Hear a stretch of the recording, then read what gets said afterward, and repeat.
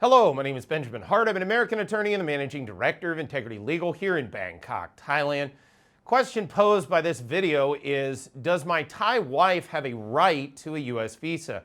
This is something that I used to hear this a lot when I would do initial consults and we talk to people about U.S. immigration matters, and people would say, well, she's my wife.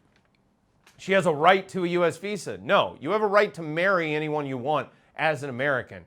The United States does not have an affirmative obligation to grant that person lawful immigration status purely based on the fact that you're married to them. And people sort of get angry when this is said, but if you think it through, it makes sense. Look, if you married a terrorist, abroad, just being hyperbolic here and sort of absurd, but you marry Osama bin Laden. Okay, does that mean Osama bin Laden now has a right to come to the United States unfettered? No, it's not how it works.